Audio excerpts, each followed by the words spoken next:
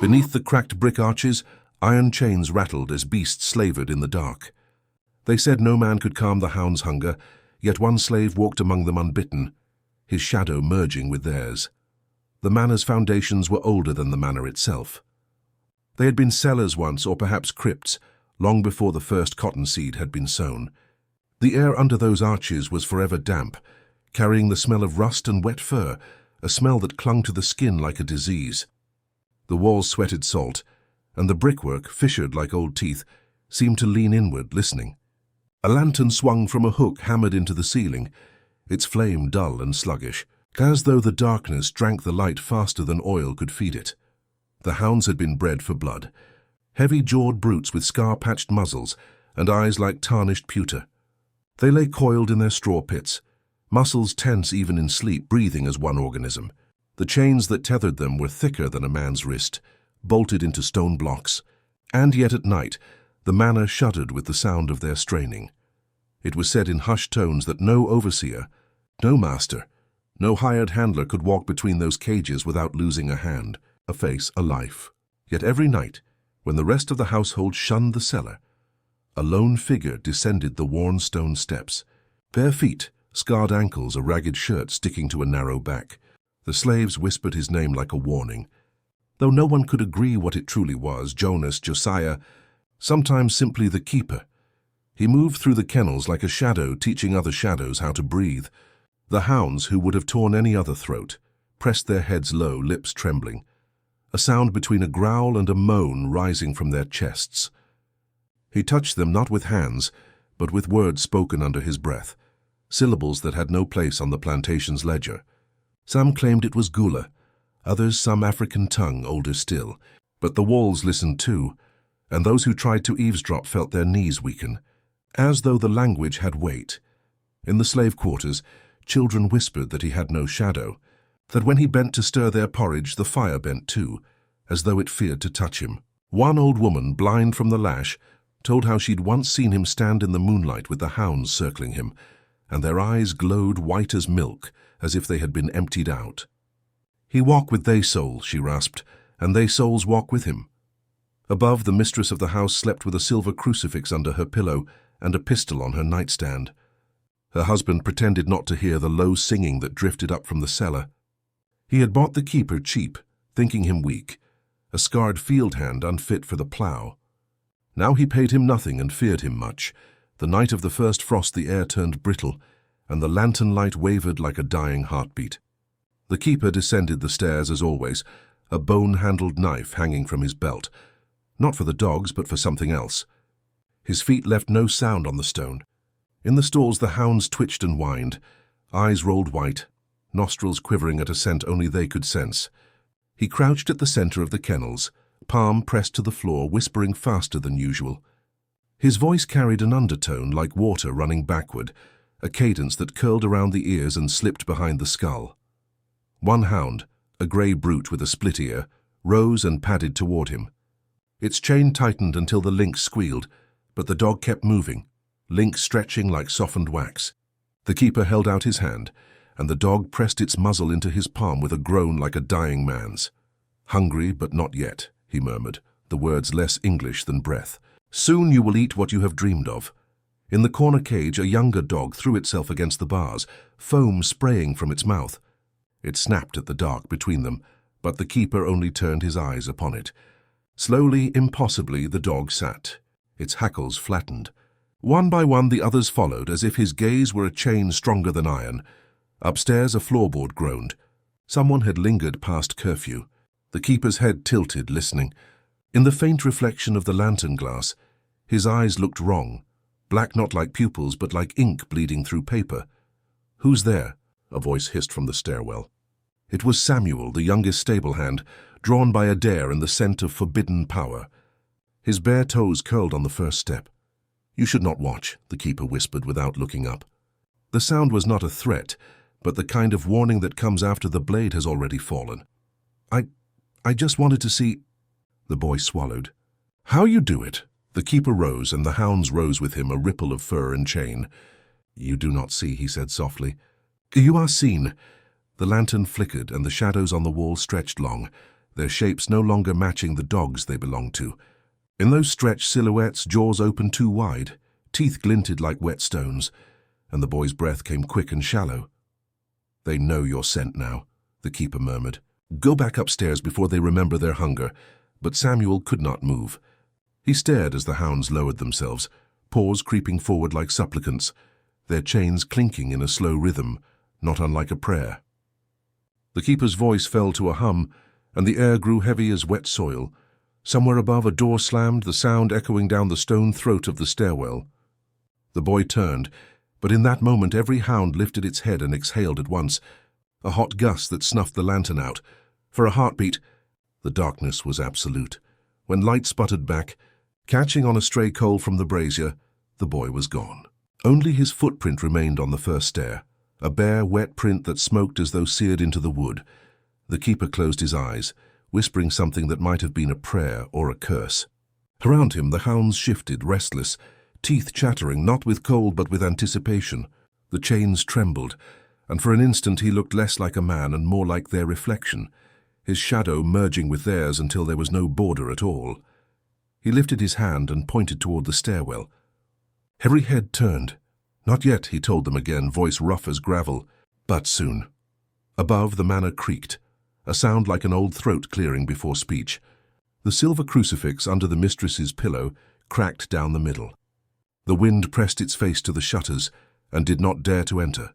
And in the kennels, beneath the cracked brick arches, a chain link snapped, not loudly, but like a note plucked from an instrument of bone. The hounds froze, their ears pivoting toward the sound. The keeper lowered his hand slowly, but his fingers trembled. His whisper stopped. In the sudden silence, the dark itself seemed to breathe.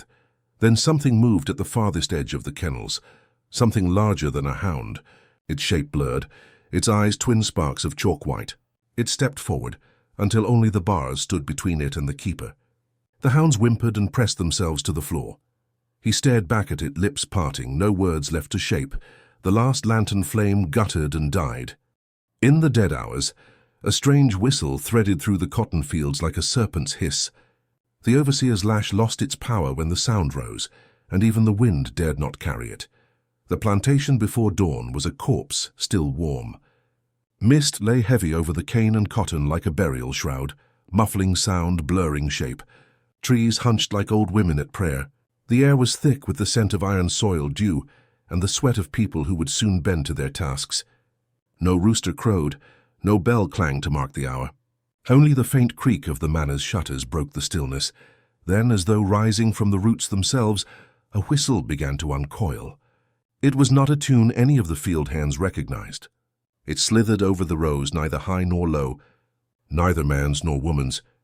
It was a sound that reminded one of snakes in tall grass, of insects humming underground, of teeth being drawn across bone. Old Caleb, who had been born under the lash and had seen 3 masters die, was the first to still his hoe and straighten.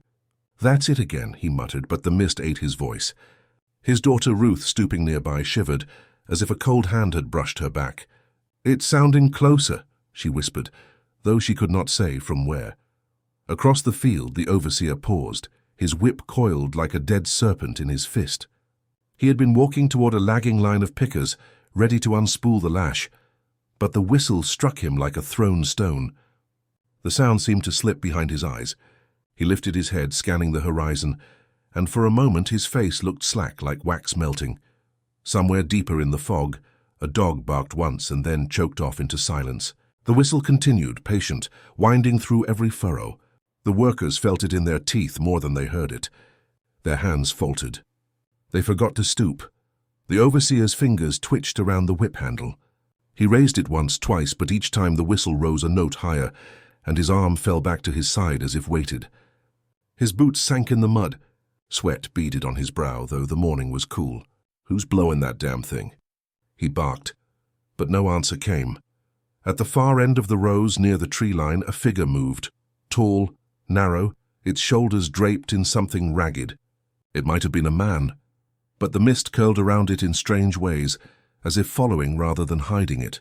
No one could say whether he held a flute, a reed, or nothing at all. The whistle went on, and every time it rose, the field hands' hearts stuttered in their chests. Ruth clutched her father's arm. "Pap, is it him?" she whispered. Caleb did not answer. The overseer spat into the mud, tried to shout again, but the sound that left his throat was no longer a shout. It broke into a rasp. The whistle answered him, soft as silk, and the whip in his hand uncoiled on its own and dropped into the mud. He bent to snatch it, but his fingers missed. The leather writhed like a live thing, dragging itself back toward the rows as if seeking a new master. The workers began to murmur in the Gula tongue, prayers or warnings. One old man pressed his forehead to the soil, muttering, "The keeper walking now. The keeper walking." Beyond the fog, the manor's bell should have rung to call the workers in. But the clapper hung still and the air felt wrong, too dense, too listening. In the mist, a second sound joined the whistle, almost too low to catch. A deep thrumming like distant drums under water. The overseer staggered backward, eyes rolling white. His knees buckled, but he caught himself on a fence post. "Stop this," he croaked. "Whoever you are, stop it!" His voice cracked like the whip had once cracked. The figure at the tree line paused. The whistle ceased for a heartbeat, and in that gap the whole field seemed to exhale. The cotton bolls trembled. Then the sound began again, slower now, like a lullaby turned inside out. The overseer tried to take a step forward. The mud clutched his boots. His hands went to his ears, but the whistle crawled under his skin anyway. He began to laugh, a thin, wet laugh that frightened even himself. "I'm not afraid," he muttered. "I'm not—" But his teeth chattered mid-word. Behind him, the stable hand Samuel, missing since the night before, appeared at the edge of the field. His shirt was torn. His eyes were blank, staring not outward but inward. He walked with a strange, measured gait, like a dog at heel. Around his neck hung something that might have been a whistle, black and glistening, though no breath stirred it. Ruth screamed, and Caleb clapped a hand over her mouth. "Don't look," he hissed. "Don't call his name." Samuel's lips parted. No sound came out, but the whistle in the air quickened, and the hounds' distant howls answered, one by one at first, then all together, a chorus rising from the kennels beneath the manor. The overseer dropped to his knees, whip forgotten, mouth working like a fish's. "Please," he gasped, "please!" His eyes bulged, the mist thickened, coiling into shapes. For an instant, Ruth thought she saw dogs in the fog, huge and pale, their ribs showing through their fur.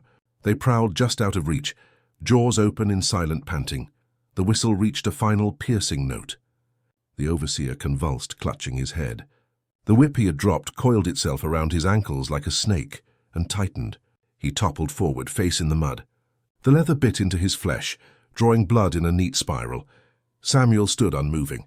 The black thing at his neck pulsed once like a heartbeat. The whistle stopped. Silence fell, heavy as earth on a coffin. The fog began to thin. When it cleared, the overseer lay motionless, eyes wide. The whip lay beside him, slack, but the impression of its coils was burned into his skin as if by iron. Samuel had vanished again. One by one, the workers bent back to their tasks without speaking, their movements mechanical, as though finishing a ritual rather than harvesting a crop. Caleb kept his eyes on the soil. Ruth dared one glance toward the tree line. Nothing there but trees hunched in the morning light, but the air still tasted of copper. And somewhere, faint but rising, the whistle began again, this time from under the earth, as if the roots themselves had learned the tune. Above, in the manor's attic, the mistress pressed her palms to her temples, whispering prayers. On her pillow lay the silver crucifix, now blackened. She thought she heard hounds panting in her walls. She thought she heard chains rattling behind her headboard. She thought she heard a boy's voice, sweet and low. Practicing a whistle she had never taught him. And in the fields the workers moved like shadows, knowing the whip had lost its power, but something far older had taken its place. As the sun tried to rise, its light faltered, as though reluctant to step onto this soil. From the edge of the field, where mist still clung thickest, a single dog's paw print appeared in the mud. Then another, but no dog was there to make them. The prints led toward the manor, then stopped.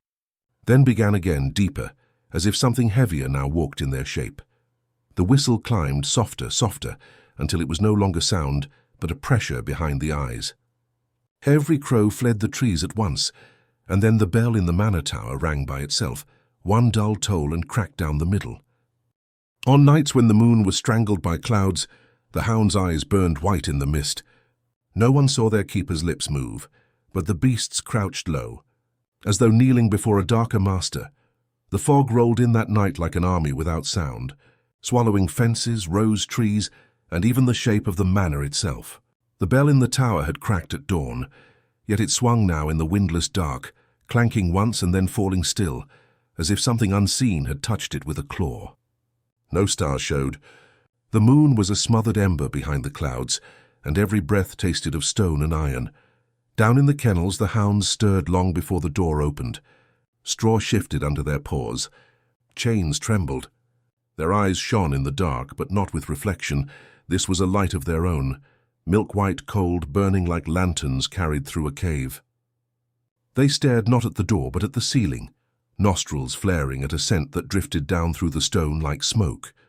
The keeper came at last, barefoot, shoulders glistening with mist. His lips did not move, yet a low tone swam through the air, a hum felt more than heard, like the vibration of a distant drum under earth. It tightened the skin at the back of the neck. The hounds, huge and bristled, shrank low to the ground, their claws scraping the flagstones as if in prayer. Above, the plantation slept with windows shuttered, but the slaves in their quarters lay awake, listening to that hum threading through the fog. Mothers pressed hands over their children's ears. Old men mouthed prayers but found the words dry on their tongues. Everyone knew what this night was, the night the dogs walked. The keeper's shadow stretched along the wall. It no longer matched his body. Its head was too long, its back bent into something four-legged. It lapped at the corners of the kennel like spilt ink. He raised one hand and the hum deepened. Chains slid off necks like dead snakes. The hound stayed low, trembling, but not from fear. One of the older brutes, a brindled beast with scars cross-hatched over its flanks, lifted its head and made a sound no dog should make. A moan rising into words that were not a language, but a shape of grief. The keeper's eyes flicked to it. His lips parted, but no sound came.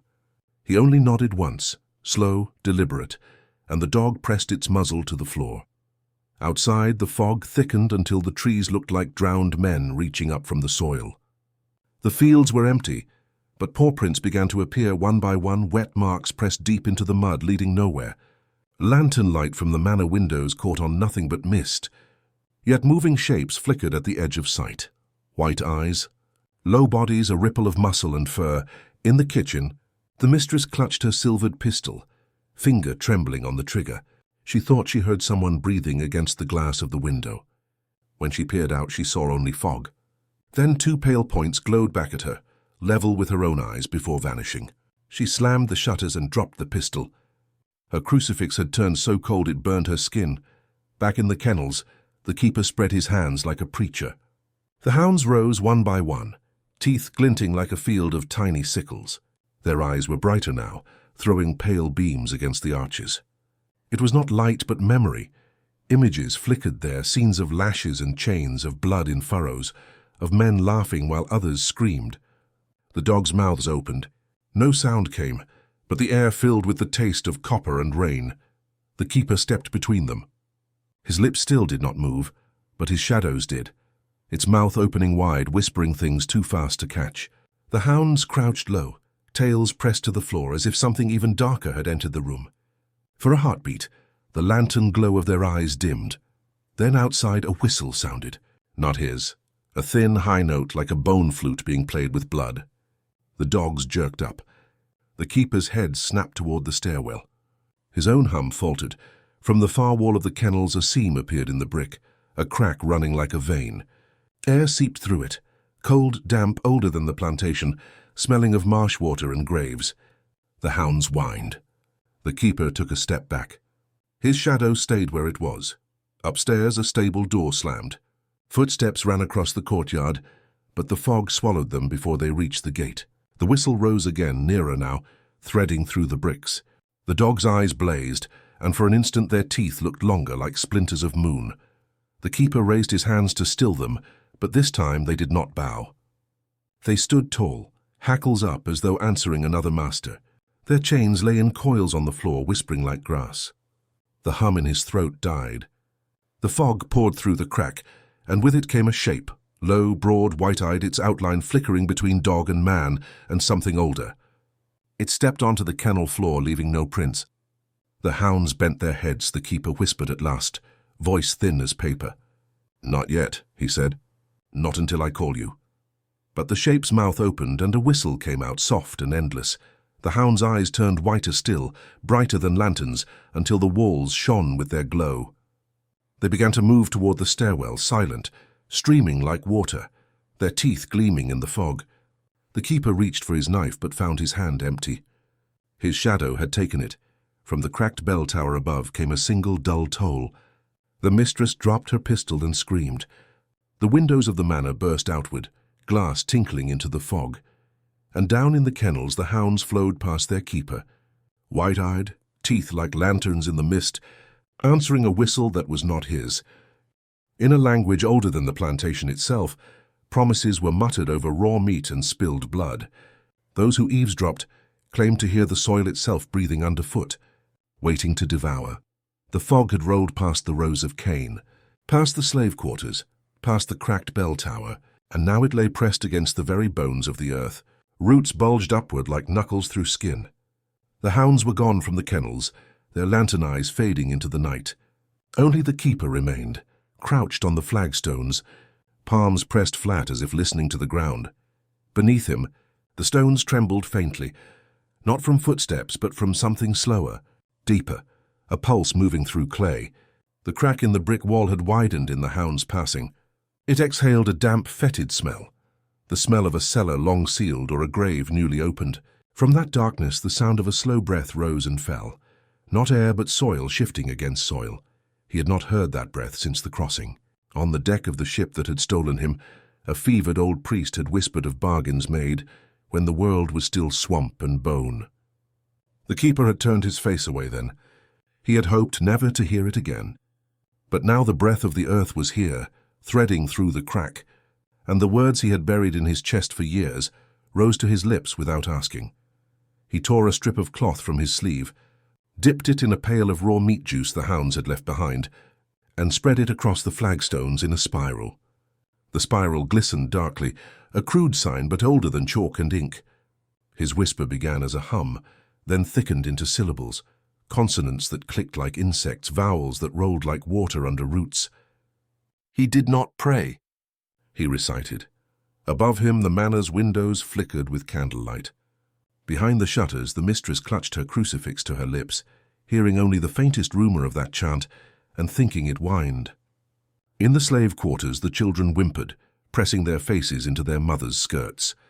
The old blind woman rocked back and forth, mouth open, mouthing a counter-prayer older than the Psalms. The crack in the wall widened again. Earth spilled out like dry blood. The whispering under the keeper's breath grew more urgent. The spiral of meat juice on the stones began to steam as if heated from below. In the steam appeared shapes, not dogs, not men, forms made of root and sinew, curling up from the spiral only to sink back again. He spoke the part of the pact that had no words, only breath. His eyes rolled white. His lips darkened. For a moment his shadow lifted off the floor like smoke, swaying behind him as if standing of its own will. A second voice joined his. It came from the crack, low and slow, matching his cadence. Each time it spoke, the flagstones dipped imperceptibly, as if a giant hand were pressing down from below. The keeper swallowed hard. He had never heard the other speak back. He had always assumed it could not. The voice did not use syllables. It used weight. Its replies fell into his chest like stones dropped into a well. Each one left a taste of copper on his tongue. The hounds had sworn to him, but he had sworn to something deeper, and now it was awake. "Not yet," he whispered, the same words he used for the dogs. "Not until I call you." His voice cracked. "Not until it's done." The soil exhaled again, heavier, and the meat spiral shuddered. For a moment he thought he saw a mouth form at the center of the pattern, not a mouth of flesh but of dark roots, opening and closing, drinking the steam. The floorboards above creaked, as if someone were walking across them barefoot. He knew no one was there. At the threshold of the kennels stood Samuel, the boy who had vanished. His face was blank, eyes pale. In his hand he held the black whistle that had begun all this. Without looking at the keeper, he stepped inside the spiral. The steam curled around his ankles like caressing fingers. "You shouldn't," the keeper rasped. His hands lifted, palms out. "It hasn't been sealed." Samuel tilted his head. His lips parted. From the black whistle came a single soft note. So soft it might have been a sigh. The spiral hissed. The meat juice went black. The shapes in the steam rose higher, becoming limbs, shoulders, jaws. The breath under the floor deepened to a rumble. "Out," the keeper commanded, voice shaking. "Step out." Samuel did not move. His eyes were not his own. The whistle sounded again, this time deeper, and the crack in the wall split wider. Earth poured out. Not dirt, but dark, wet clay shot with bone shards. Something inside shifted, pressing forward. Above, the bell tower groaned, though the rope lay slack. The cracked bell rang once, low, a sound like a throat clearing before a scream. All around the plantation, the hounds howled at once, their voices blending into a single note that matched the whistle. The keeper dropped to his knees. He slapped his palms against the flagstones, smearing the spiral, breaking its shape. "Enough!" he shouted, and for the first time his voice was loud, the old tongue breaking into English. "Not yet." The earth stopped rumbling. The shapes in the steam shuddered, then froze. The mouth at the center of the spiral hissed and collapsed into dark water. Samuel's eyes fluttered. He swayed as though waking from a dream, but the crack in the wall did not close. It pulsed slow like a heartbeat. From its darkness, something pale and long began to emerge. Not root, not bone, something between. It touched the flagstones, leaving a print that smoked. The keeper scrambled back, pressing himself to the opposite wall. Samuel lifted the whistle again, but his hands shook. No sound came. The pale thing crept further into the kennel, coiling, uncoiling. Its surface moved like fur seen too close, each hair a whispering tongue. The keeper whispered a final phrase, one he had vowed never to speak. It tasted of ash. The flagstones buckled, and the spiral's center cracked open like an eye. From below came a gust of breath so cold it doused the lanterns. Darkness swallowed everything. Only the pale coil glimmered, reaching for Samuel's bare foot. He stepped back. It followed. The keeper lunged, grabbing the boy's arm, yanking him out of the spiral, just as the coil snapped upward like a striking snake. It missed him by inches, striking the ceiling with a sound like wet cloth torn in half. Chunks of brick rained down. The boy fell against the wall, gasping. The whistle rolled across the stones into the dark crack and vanished. The coil withdrew, dragging the sound with it, leaving only silence. The keeper stared at the crack, chest heaving. He knew the pact was no longer unwritten. It had begun to write itself. Above, the mistress woke screaming, thinking she had dreamed of roots crawling through her bedclothes. The cracked bell rang again on its own, and this time it did not stop. It tolled once, twice, 3 times, until the sound was no longer a bell but a heartbeat, and under the flagstones the soil whispered, louder now, syllables forming where before there had been only breath. A scrap of silk, torn and wet, was found in the kennels, knotted like a talisman. No one dared ask whose fingers tied it, or why the hounds whined like orphaned children at its scent. Night lay over the manor like a damp shroud. The cracked bell in the tower no longer tolled. It pulsed, a low metallic heartbeat that shook dust from the rafters and made the oil in the lamps tremble. Every window on the plantation had been shuttered, but the shutters rattled with each pulse, as if a hand stroked them from outside. In the great house, the mistress drifted from room to room, unable to rest. She had dressed herself in her wedding silk as if it might protect her, a gown yellowed with age, sleeves torn at the seams. Around her throat hung the silver crucifix, now black as soot. She pressed it to her lips but found no warmth there. Down in the kennels, the keeper stood amid ruins. The crack in the wall was no longer a crack, but a narrow door of breathing soil pulsing gently as if asleep. Samuel had been sent back to the quarters. The hounds had not returned.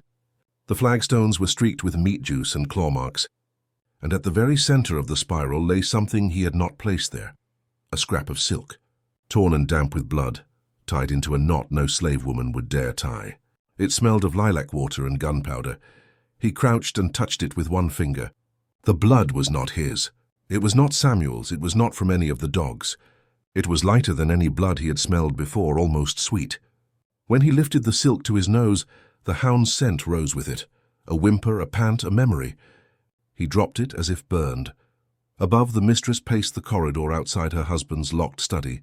She could hear nothing but the bell pulse and the whisper of her own gown across the boards. Her hands were bare. She had left the pistol in the kitchen after it grew too heavy to hold. In the mirror at the end of the corridor, she caught her reflection and saw her veil. The small one she had torn years ago when a slave girl's baby was taken from her, now knotted on the floor below. She did not remember bringing it there. She tried to pray. Each word slid from her tongue like beads from a broken string.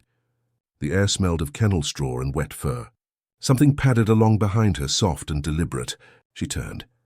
Nothing, but the floorboards sagged as though under paws, not feet. In the kennels, the keeper lifted the silk again and muttered a line from the old tongue.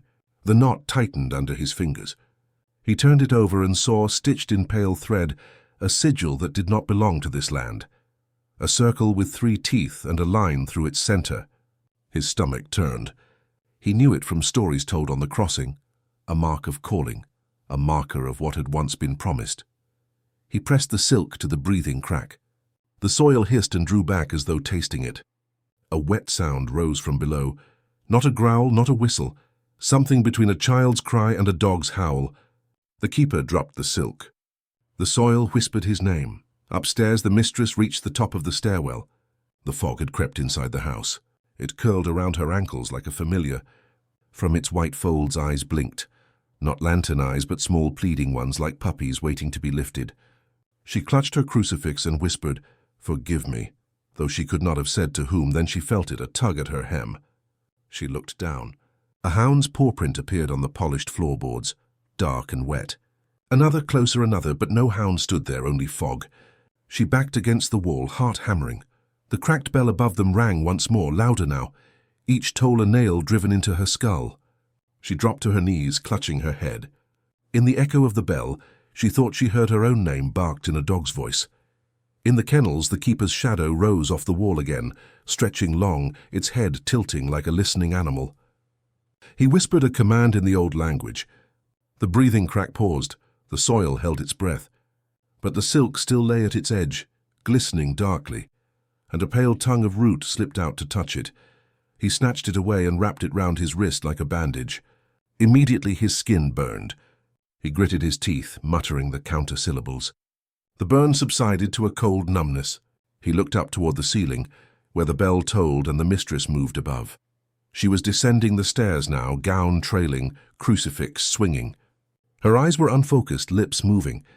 Behind her the fog followed like a living veil, and in its folds shapes writhed, too small to be hounds, too large to be rats. She reached the bottom step and stopped. The kennel door creaked open of its own accord. She stared at the keeper. For a heartbeat neither spoke. "You took it," she whispered, voice thin as silk. "You tied it." "No," he said, his own voice low. "You did." Her eyes cleared for an instant. "I only wanted them to stop," she murmured. "The dogs. The dreams." Tears ran down her face, catching on her veil. "It was only a scrap. Only a knot." From the breathing crack rose a gust of cold, earth-scented air. The silk around his wrist twitched, tightening like a leash. The mistress gasped, clutching her throat. Her crucifix snapped its chain and fell into the fog, vanishing. The keeper reached toward her. "Step back," he said. "It's not yet bound. Step back."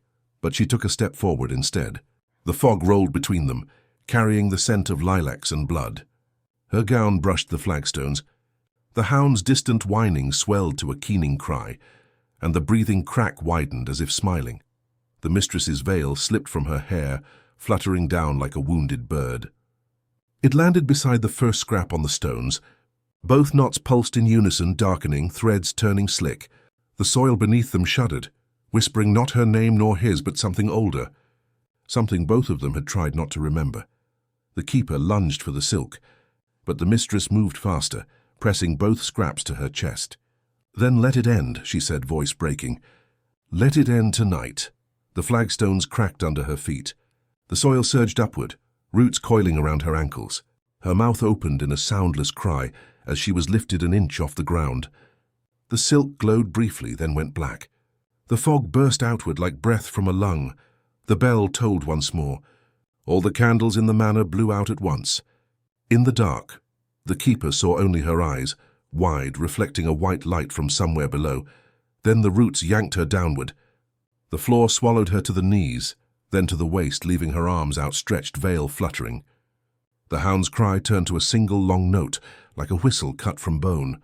The keeper reached, but his fingers closed on air. The mistress's head tipped back. For an instant she seemed to smile or grimace or both. Then she was gone, the soil closing over her like water.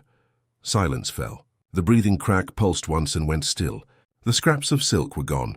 Only a wet paw print remained on the flagstone where she had stood, smoking faintly.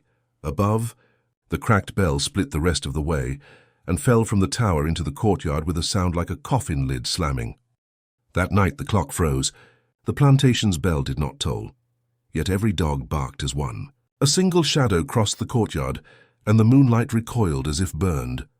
Midnight came without warning. No chime, no knell, no comforting mark of the hour.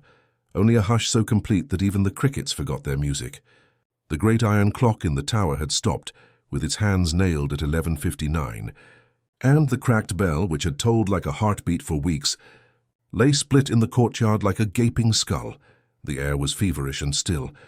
The fields stretched pale under a strangled moon. The cane trembled, though no wind moved it. A white film of mist had crawled out of the swamps, and now carpeted every porch, stair, and window ledge like a second skin.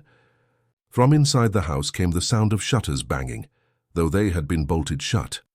Down in the kennels the keeper had not moved since the earth swallowed the mistress. His hands were clotted with soil and something darker. The roots had retreated. The breathing crack had gone still, a scar rather than a mouth. Yet the smell remained. Blood, lilac, dog sweat, something older. He sat on the stones waiting for a sound. When it came, it was not from below but from everywhere. Every hound on the plantation, from hunting dogs to chained curs, lifted its muzzle and barked in the same instant. Not a howl, not a whimper, but a sharp rhythmic bark. Each one echoing the other like a heartbeat answered across a field. The sound rolled over the manor, up through the rafters, out into the fields, rattling the cane like bones in a box.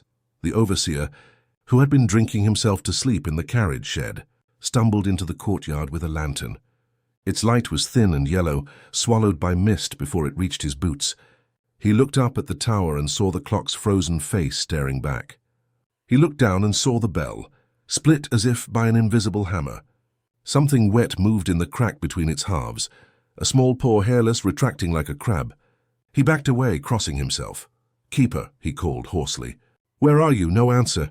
Only the barking, steady as drum beats. He turned toward the kennels and saw a shape in the mist, tall, stooped, its head cocked to one side as though listening. He thought it was the keeper, until it stepped forward and he saw it had no face. Just a black slit where the mouth should be, and two pale circles where eyes might have been. He dropped the lantern. The light went out with a hiss. In the dark he heard paws, hundreds of them, padding across the yard, though the gates were still shut. The barking swelled, then cut off at once as if a conductor had dropped his hand. Upstairs the servants cowered in the kitchen. The cook clutched a butcher knife and muttered a prayer over and over. One of the younger girls pressed her ear to the floor and whispered, "It's under us." Nobody told her to hush. They were listening too. Through the boards came a faint scratching, then a low whistle, 3 notes descending like a sigh. The keeper rose from the stones. His shadow still clung to the wall, but when he stepped away it did not follow. It stayed there, a dark silhouette crouched like a waiting dog. He wiped his palms on his trousers and went up the stairs toward the courtyard. As he pushed open the door, the mist parted as if to make way. He could feel it breathing against his cheeks. The courtyard was full of paw prints. They led nowhere, crossing and circling until the cobbles looked claw-carved. In the center lay the bell. Around its halves the mist formed a ring. At the far edge of the ring stood the faceless shape. It did not move. It simply tilted its head, listening. The keeper spoke in the old tongue. The shape did not answer, but the mist thickened, forming other shapes, one lean, four-legged, heads low, tails stiff. Their eyes were not lanterns, but dull white stones. They padded silently to the edge of the ring, surrounding the bell. He called again, louder. This time the faceless shape raised one arm. In its hand glinted something small and silver, a whistle carved from bone. It lifted the whistle to the slit where a mouth should be and blew. No sound came, but the mist surged, and every dog on the plantation howled once, long and low, as though dragged up from a dream. The overseer fled into the cane, but the cane closed behind him, hissing with breath not his own. His lantern flickered once deep in the rows and went out. The keeper stood his ground. "You've come to collect," he said in English now. "You've come for her." The faceless shape lowered the whistle. Around the bell the hounds' shapes crouched, heads bowed as though kneeling before a darker master. The mist drew closer to the keeper's boots, curling like chains. He reached for the silver scrap still tied round his wrist. It had turned black, thread stiff as wire. He tugged at it, but it would not break. The shape tilted its head again and began to step forward. Then the moonlight itself seemed to recoil. The pale disk in the sky dimmed to a sickle. Shadows crawled up the manor walls like ivy. The great house groaned in its foundations. Upstairs the servants screamed as the shutters burst inward. The clock struck midnight, though its hands had not moved. The split bell rang once more, the sound hollow and deep like a coffin lid closing over water. The faceless shape reached the edge of the mist ring and stopped. Its slit mouth widened, and from it spilled a low, drawn-out note, not a whistle but something older, vibrating in the chest like the growl of the earth itself. The dogs rose as one, turning their white stone eyes toward the keeper. He felt the soil shift under his feet. Roots coiled upward, wrapping the cobbles. The mist licked his ankles. He knew then that whatever had been bound below the kennels was loose now, walking the night without a bell to cage it. Above him, a window burst. The crucifix the mistress had worn clattered to the courtyard stones. It was slick with soil. He looked up, searching for a face in the darkness. Only the moon's sickle remained, and the black shapes of hounds moving like a tide, and then, from somewhere deep within the manor, a child's voice called his name, soft, pleading, followed by a giggle not its own. The faceless shape blew the bone whistle again. This time the sound came high and thin, like the last breath of a bird. The hounds moved. The mist surged up, swallowing the courtyard, and the chapter closes with the image of the clock's frozen hands dripping black oil, ticking once, though time itself has stopped. Deep claw marks gouged the wooden doors, but the dirt held no paw prints. Those who followed them vanished in rows of cane that hissed with breath not their own. By the time the mist thinned enough to see, dawn had not come. The sky above the plantation was a single sheet of pewter. No bird called, no insect moved. The world was a held breath. Where the courtyard had been alive with movement, now there were only marks. Every door of the manor bore gouges, deep, ragged, carved by claws larger than a man's hand. The shutters were scored the same way, splintered as though a storm of teeth had tried to gnaw through them. Yet the ground, damp and soft from the night's fog, showed nothing. No paw prints, no drag marks, no boot heel. Only smooth mud untouched, as if the hounds had walked on air. The servants crept from the kitchen at last, eyes red, mouths dry. The cook whispered, "It's over," but her voice faltered. She picked up a broken crucifix from the flagstones and found it warm as blood. A young boy pointed at the ground and said, "Look," but there was nothing to look at, just mud, blank as a page, beneath clawed doors that told a story nobody wanted to read. The keeper was not among them. His shadow had vanished too. The overseer was gone into the cane. Only the bone whistle remained, lying on the courtyard stones, slick and pale like something coughed up. It pulsed faintly when touched. No one dared put it to their lips. Out in the fields the cane hissed. It should have been still, there was no wind. But the tall stalks shifted in slow waves, whispering, their leaves brushing one another with a sound like words spoken under water. A narrow path had opened between the rows, dark and inviting. No footprints marked its entrance. Yet the smell of wet dog and old blood rolled out of it, in a steady, invisible tide. Two of the braver hands, thinking perhaps the overseer had gone that way, took up lanterns and entered. The path closed behind them like lips. The hiss of the cane deepened to a sigh. The servants on the porch heard their voices call once, then again, fainter, then nothing. The lantern glow faded as though swallowed by a fog thicker than the one above ground. The path remained, waiting. By noon the sky had not brightened. Shadows lay flat and sourceless. The air smelled of kennel straw and cold iron. Everywhere on the plantation claw marks appeared, on wagon wheels, on the stable posts, on the slave quarters doors. But no paw prints, never paw prints. As if the beasts were a story etched into wood, not creatures of flesh at all. In the big house the mistress's room stood open. Her veil was gone. The bedclothes were shredded in patterns like runes. On the mirror had bloomed a smear of soil shaped like a handprint. When a servant wiped it, the glass cracked and a trickle of water ran from the crack, staining the floor dark. The servants backed away, crossing themselves. At sunset, if sunset it was, the keeper's voice came faintly from the cane. Not calling, not commanding, just murmuring in the old tongue, syllables bent with pain. The cane hissed in answer.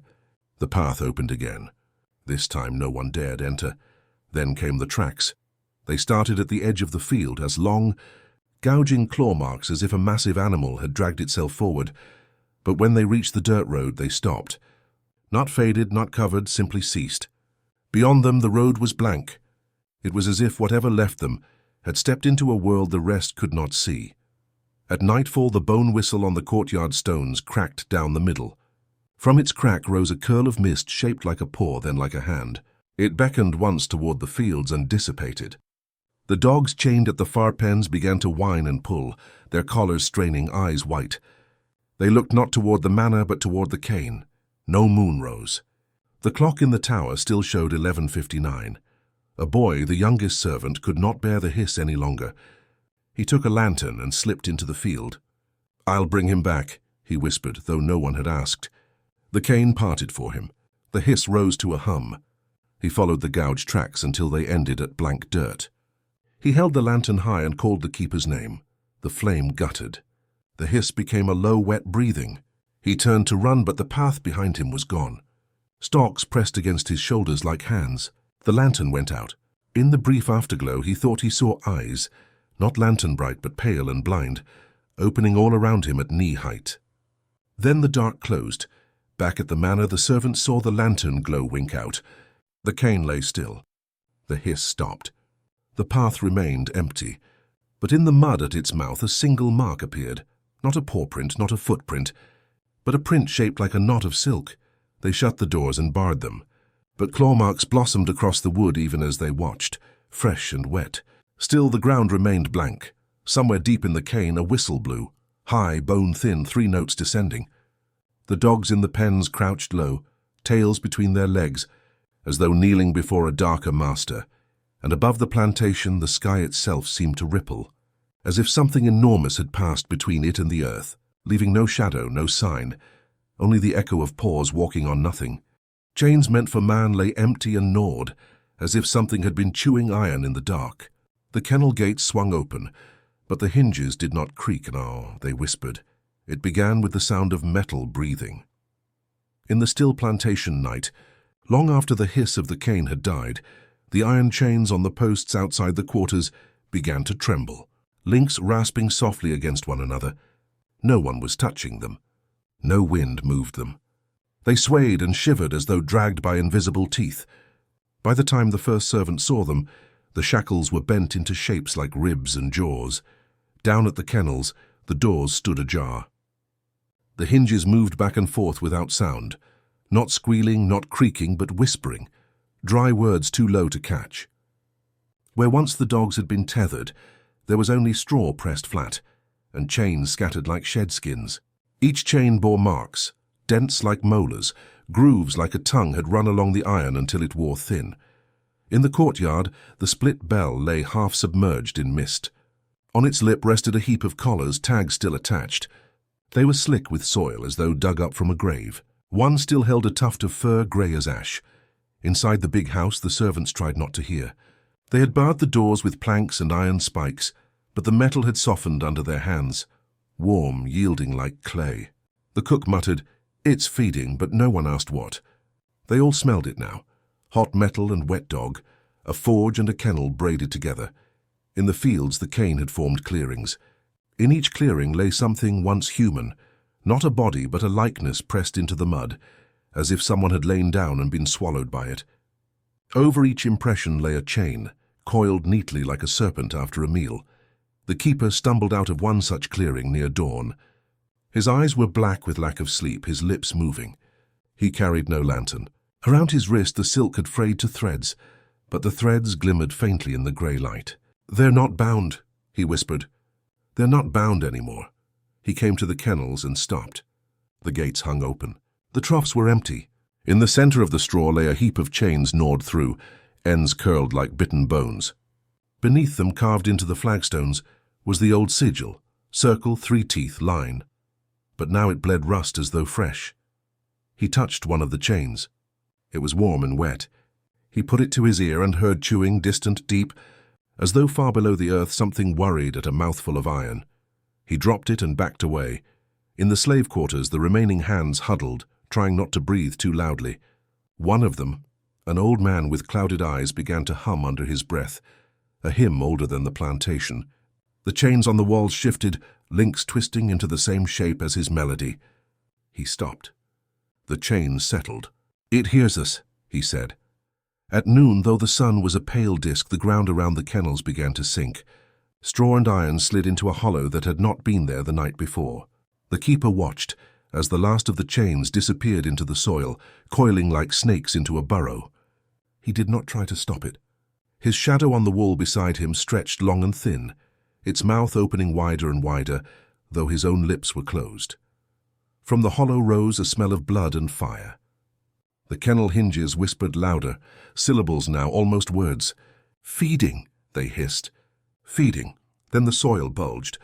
Out of it rose not a dog, not a man, but a tangle of links, snapping and shifting, forming and reforming a shape, a muzzle of chain, paws of shackles, eyes of iron rings. It did not move forward.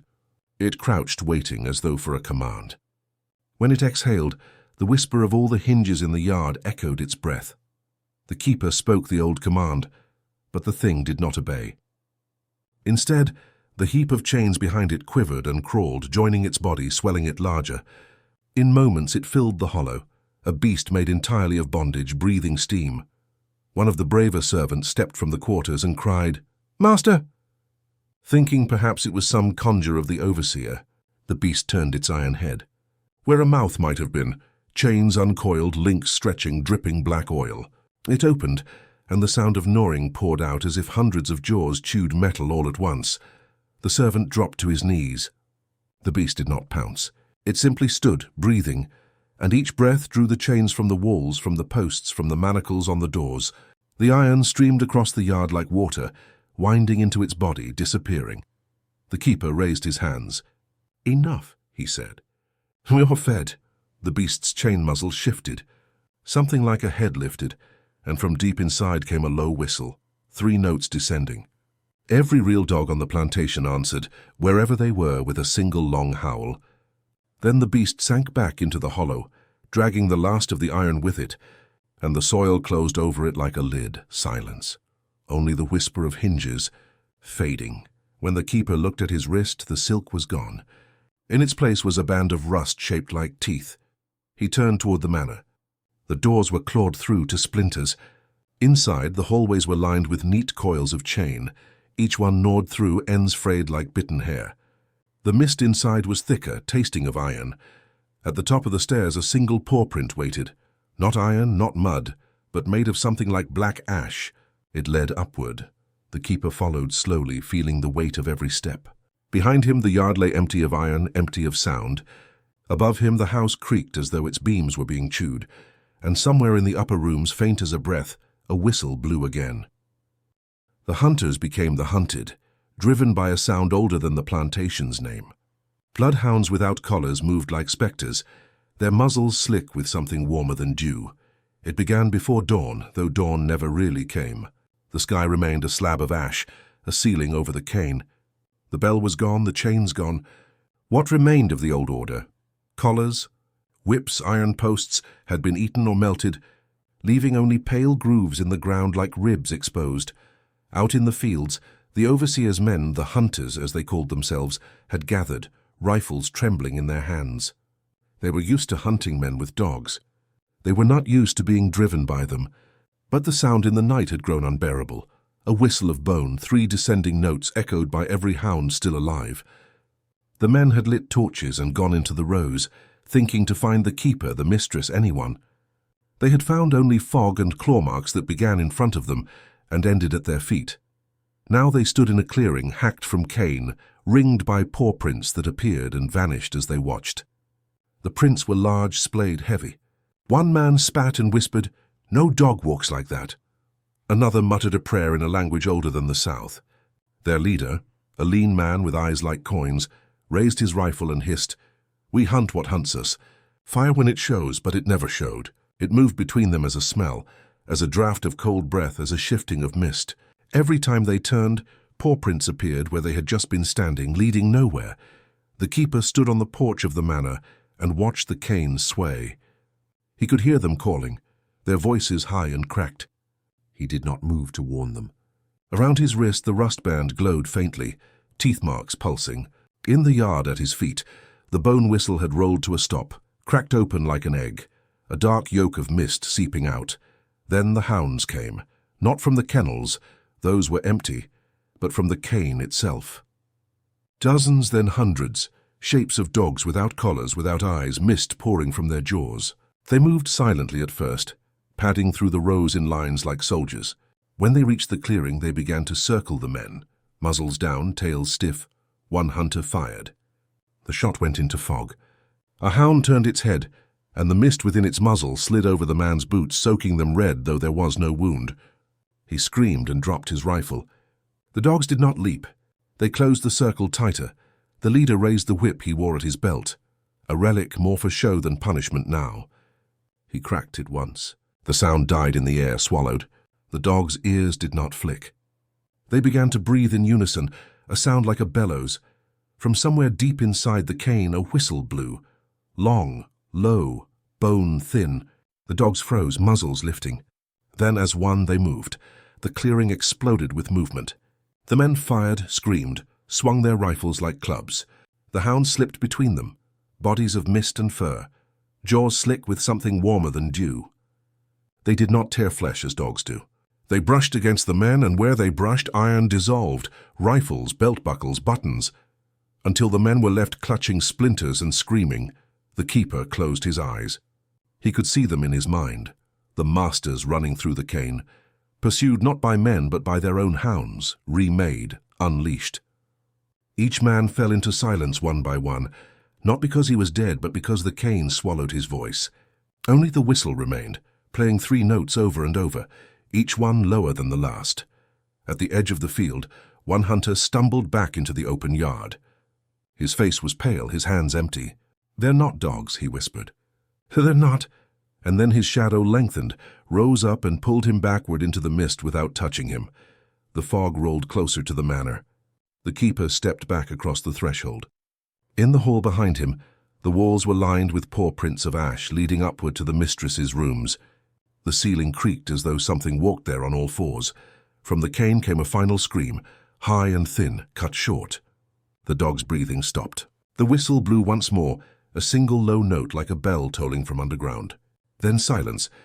When the mist parted, there were no men, no hounds, only the cane swaying gently, leaves brushing one another like hands.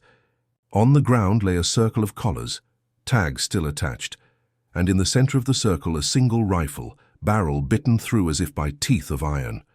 The keeper picked up the bone whistle. It was whole again. It throbbed against his palm like a pulse. Above him, in the mistress's room, a curtain stirred though the window was shut. A silhouette stood there, long stooped, head cocked like a listening animal. It raised one hand, beckoning. The keeper put the whistle to his lips. The mist at his feet tightened, coiling like a leash, and at that moment the clock in the tower ticked once, though it had been frozen for days, and a drop of black oil fell from its hands onto the porch rail, spreading like a stain. At dawn the manor stood silent, its windows gaping like skull sockets. Some swear they still hear the whistle in the fields, a tune that calls not hounds, but the memories of those who wronged him. The sun did not rise so much as seep. A pale, colorless light bled across the horizon, staining the cane tips gray. No birds, no wind, no voices, only the heavy stillness of a house that had been listening all night. The courtyard lay empty, except for the tracks that had appeared in the darkness. Prints of paws, prints of bare feet, spiraling toward the front steps and then up the walls as if gravity no longer mattered. Inside the manor, the air smelled of wet stone and rust. Every surface seemed to sweat. Portraits of dead masters hung crooked. Their eyes had slid sideways in the frames, gazing not at the viewer but at the floor, where ash paw prints led down the hall. The stair rail was warm to the touch, as though a hand or a muzzle had just glided over it. The keeper moved through the house slowly, bone whistle in one hand, the other tracing the walls as if reading them. He passed doors left ajar, rooms where the furniture had been pushed against the walls, scratch marks rising from the floorboards to the ceiling. Somewhere above, the mistress's veil whispered, dragged along by no visible wind. He reached the top of the stairs. The door to her room stood open. Inside, the curtains hung like drowned shrouds. The bed was neatly made but sunken in the middle, as though someone had lain there for a century. On the pillow sat a scrap of silk knotted around a lock of black hair, the talisman the hounds had once whined at. It pulsed faintly, beating like a heart. The keeper lifted the scrap and the house exhaled. Below him, the corridors darkened, paint peeling off in curls to reveal brick veined with something black and wet. The paw prints on the floor began to glow faintly, leading back toward the porch, back toward the fields. A sound rose from beneath the house. Not a growl, not a whistle, but something between, like a bone flute played inside a throat. He turned and walked back down. Each step echoed like a drumbeat. With every echo, the windows rattled. On the last step, he stopped. The front door had vanished. In its place yawned a long, low tunnel of brick, lined with iron hooks. A kennel corridor that should not exist. It led into the ground where the cellars had been bricked up. He raised the whistle to his lips. It felt heavier now, as if filled with teeth. He blew a single note. The tunnel breathed in answer, bricks flexing like ribs. From the darkness came the shuffle of claws on stone, slow, deliberate. One by one, shapes emerged. Not dogs, not men. Shadows of both. Bodies stitched from mist and memory. Muzzles dripping chains instead of saliva. They stopped before him and knelt. In the silence, their breaths were the tick of a clock. The keeper stepped into the tunnel. The pack rose and followed. As they moved, the manor behind them sagged, windows collapsing inward, walls folding like paper. The portraits slid from their hooks and fell face down. The bell in the tower gave one final, low toll that lasted long after its tongue had stopped moving. Above ground, the cane field shivered. The sun climbed higher, but its light could not reach the soil. In the middle of the field, a single whistle blew, high, thin, almost sweet. It drifted across the rows like smoke. To this day, they say, when the wind dies in the Newport cane and the sky turns the color of old iron, you can hear that whistle, 3 descending notes, then silence. The sound does not call hounds. It calls up memories buried under the rose, men who hunted, men who were hunted, and the one who walked among beasts unbitten. And sometimes, in that silence, a single paw print appears at your feet, leading nowhere, waiting for you to follow.